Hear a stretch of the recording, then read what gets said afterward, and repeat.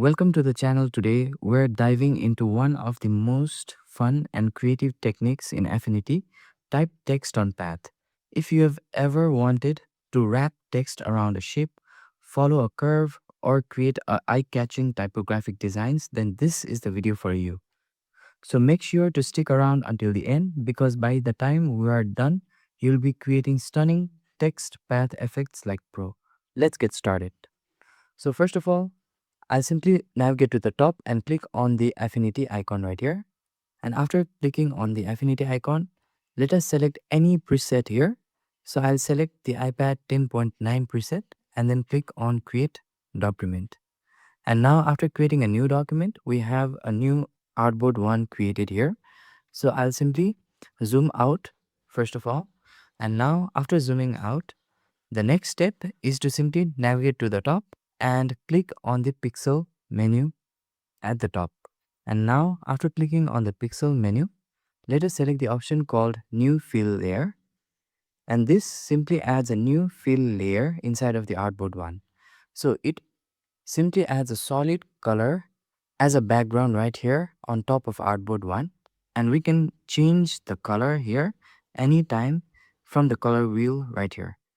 So let's say I want to change the color to something to green, then I can select any one of the green color right here. However, for now, I'll select the color of black because I got this inspiration from threads. So I have changed all the solid color to black. Now, after changing the solid color to black, the next step is to select or create any path on top of the artboard one. So to create a path smoothly, I'll use the tool right here, which is the pencil tool. And by the way, we can use the shortcut key of N in order to select the pencil tool directly. Now, after selecting the pencil tool, let us change the color first of all. So in order to change the color of the stroke, I'll simply change the color right here or select the white at the top. Now, after selecting the pencil tool, let us start drawing the lines. So to draw the lines, I'll simply click and drag like so in order to draw the lines like so. And by the way, the stroke color right now is also black. This is the reason why we are not seeing any stroke on our path here. So to change the stroke color to white, all we can do is simply click right here and then select any color, or for this case, we'll select the white color right here. And now this changes the color of the stroke to white we have recently drawn. So let us go ahead and also increase the size of the stroke like so. So this is our stroke, and I'll just delete the stroke or the path first and redraw it one more time. So I'll just go ahead and redraw it like so. And I'll just create the curves and different kind of zigzaggy kind of path right here. And after creating this random path, let us go ahead and change the width of the stroke that we have created recently. Now I'd like to increase the width of the stroke to somewhere at 105.5 points from the contextual bar of the pencil tool that we have selected. Now let us go ahead and click or select the move tool by just going to the top left corner of the toolbar and clicking this icon or just selecting the shortcut key of V. Now, after we have made our initial stroke, the next thing that we can do is just toggle the visibility of this initial stroke to off. And after toggling the visibility to off, let us just select this stroke layer one more time and use the shortcut key of Command plus J in order to create a copy of this stroke. Now, if you're using Windows, you can use the shortcut key of Control plus J, and that would create a copy of this stroke as well. Now, let us go ahead and toggle the visibility on for the copied stroke. And after toggling the visibility, the next thing is let us select the artistic text tool. So to select the artistic text tool, either we can just press the T key in the keyboard, or we can just navigate to the left and click on this icon and select the artistic text tool from this option. Now after selecting the artistic text tool, if we hover over the path, you will notice that the icon at the bottom right corner of our cursor changes, which indicates that it is right now in type on path mode. Now, if I just go ahead and single left click on the path right here, now you can see that it has added the cursor that is blinking. That is, we can type in any text on the path right now after we have just clicked on the path. Now let us go ahead and type on the path here. So to type on the path, I'll just type in any text. But before that, first of all, let us also increase the size of our text. So I'll increase the size of the text to somewhere at 72 point for now.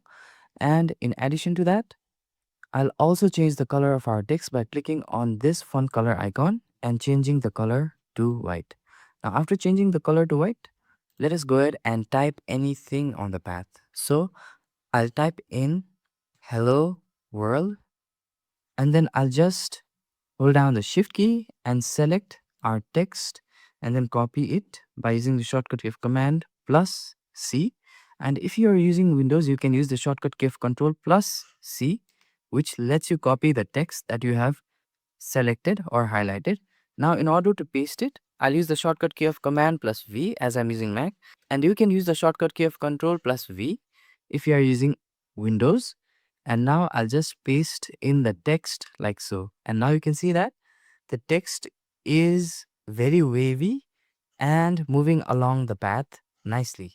Now, the next thing that we have is the option to change the starting and the end point. So if I just single click on this green icon and then drag it like so, you'll notice that the text is moving along, and this is how we can set the starting point and the end point in the path in order to make the adjustment of the text. Now let's go ahead and click on the escape key on our keyboard in order to commit.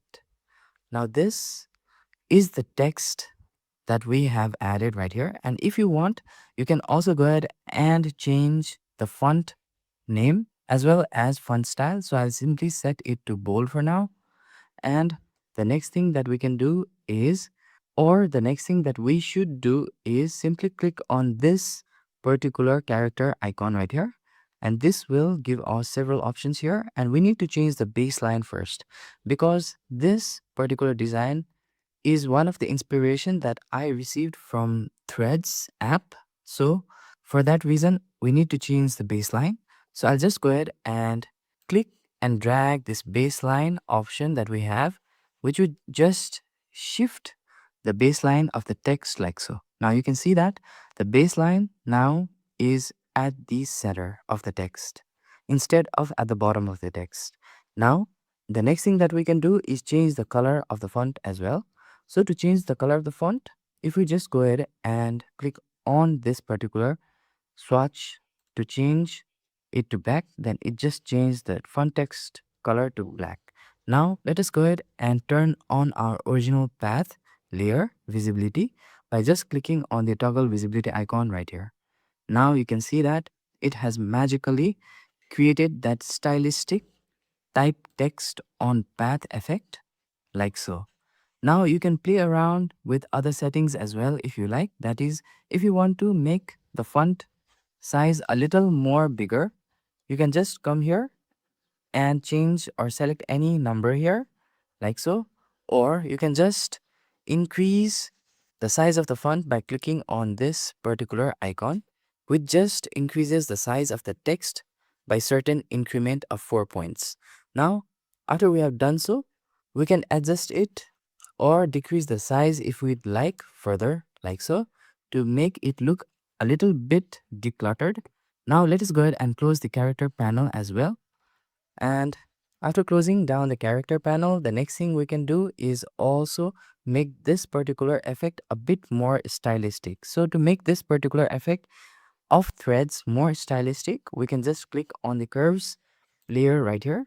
And then after clicking on the curves layer, we can just click on this particular stroke icon at the top contextual bar, and this would give us the option to select the type of colors. So I'll simply select the type of gradient here, and if I just simply single click on this particular line, then it allows me to select the nodes here and it is right now selecting the top left node, which is white. We can also go ahead and change the color of the next node as well. So to change the color of the next node, first of all, let's select the next black node on the rightmost part in this line, and then click on the color swatch at the bottom, and we can change the color as per our preference, like so. Now you can see that it is changing the color like right here live. And now if I simply click outside, it just gets rid of that color swatch panel.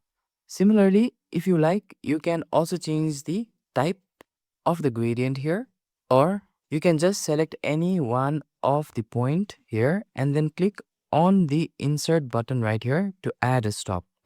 So this adds one of the stop right here, and we can just change the color of this stop to something else. For now, we can select its color to this particular color, and we can make the rightmost node entirely to pure white, like so. And we can just play around by adding different stops as per our preference to make it look much more professional and nice. So we can just click on this new stop, and we can just change the color like so. We can just add the leftmost node once again and insert another stop, and then change the color for it as well by clicking on the color swatch option and then changing it from the color wheel like so. And we can also select the middlemost node or stop and then click on the color swatch and then change the color to pure white once again for this. So we can just play around with the gradient here to make our text look much more professional. So if you like, you can also add more colors to the threads here. Since the background is black, I thought that the thread color would be much more contrast and distinct with the text and the background. So this is the reason I went with the white color. So this is how you can use the power of the type on text tool in Affinity to create a new kind of effect similar to the inspiration from the Threads app. And there you have it. That's the magic of type text on Path in Affinity. I hope this tutorial gave you a clear, easy to follow breakdown of how powerful this feature really is. Now it's your turn to open up Affinity and start experimenting with your own designs.